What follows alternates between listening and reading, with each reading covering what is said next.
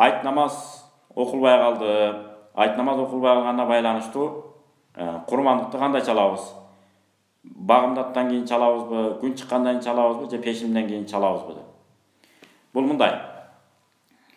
Негизи асыл шариат түпкү негизинде, тамырында, өзөгүндө бада иншиқақил фажр дейт. Таң аткандан кийин курбандык чалса болот деп келет негизинде. Сираji, Фатава Сиражия китептеринде жана ушун түрүндө китептерде келет. Бул болот. Ал эми күн чыккандан кийин курбандык чалуу бул эмне болот? Мустахаб учурга келет. Биз кыскартып айтып атабыз. Пешимден кийин чалынбайт. Пешимден кийин чалынат деген кайсы маселе болот ал? Эгерде айт намаз кандайдыр бир себептен имам ооруп калышы мүмкүн, же имам бир жака жолдо белде бирдеме себеп болуп калып калышы мүмкүн, же болбосо жаан чачындар болуп площадь окуйбуз дедик эле окуй албай калышы мүмкүн, эртесине жылып калышы мүмкүн. Анда курбандыктарында тура береби деген маселе болот да. Жок, ушу пешимден кийин союп койгула дейт.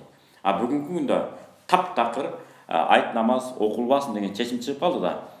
Биз айылдар, же болбосо бир ээн талаада жашаган адамдар сыяктуу болуп калдык. Демек, бизге курбандыкты токтоосуз, ойлонбостон чала берсек болот, таң аткандан кийин. Алла Таала баардыгыбызга пайдалуу илимдерди берген болсун. Учурда чала турган эртең күрсүнүнөн кирип келатат. Эртең мынакей Арафат күнү, тагыраак айтканда Зулхижжа айынын 9-күнү, кимде-ким ушу Зулхижжа айында ороза кармаган болсо, Алла Тааланын ыраазы үчүн 2 жылдык күнөөбүз кечирилет экен. Кудай Таала кечирилет деп пайгамбар хадисте белгиледи. Демек 2 жылдык күнөөбүз кечирилет деп, жакшы калыс Алла Тааланын ыраазы үчүн деп бүгүн эртерээк түнөп, 8-күнү, 9-күнү эрте туруп, кадимкидей багымдат намазынын убактысы киргенге чейин тамактарын жеп калыш керек. Кирсе дагы 10-15 мүнөткө чейин болот. Анткени Молла Кары эмне деген? Жерге жарык кире баштаганда адамдар таанылып элек учурга чейин болот дегендей риваяттар бар.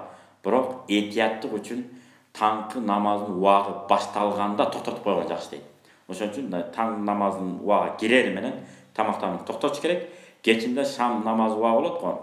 Азан айтылып бүткөндөн кийин эмес, азан айтылбабы, айтылбайбы, азан айтыла турган убагы кирери менен, тагыракта шам намазы убагы кирери менен дароо оозуңузду ачып аласыз, 5 мүнөт 10 мүнөткө чейин тамактанып, андан шам намазды окуп аласыз. Андыктан Алла Таала баардыгыбыздын тута турган нафил орозолорду кабыл кылсын, чала турган курмандыктардын баарын кабыл эткен болсун. Жана өтүп кеткен аалымдарыбыз өттү, мамлекетке эмгеги сиңген, илими менен, өнөрү менен эмгеги сиңген мыкты инсандарыбыз өттү. Ошондой эле эл арасында бир үйдөн 2 адам өтүп кеткендер болду, жаштар өттү, улгайган аталарыбыз өттү, апаларыбыз өттү. Ушулардын баарын бара турган жерлер Фирдавс бейиш болсун, жаткан жерлер жайлуу болсун. Алла Таала айыкпас дарттан, оорудан бизди алыстатып, мамлекетибизди дүйнө жүзүндөгү дин жагынан болсун, мамлекеттик өнүгүү жагынан болсун, экономика жана башка жагынан эң алдыңкы үлгүлүү мамлекеттерден болууну Кудайым насип кылсын. Анткени динибиз өнүгүш үчүн мыкты мамлекет керек экен, мыкты мамлекет болуш үчүн динибиз өнүгүш керек экен. Бири-бирине эриш аркага экенбиз. Кудай Таалам баардыгыбызды эки дүнү жүзүбүздү жарык кылсын. Ассаламу алейкум ва рахматуллахи ва баракатуху.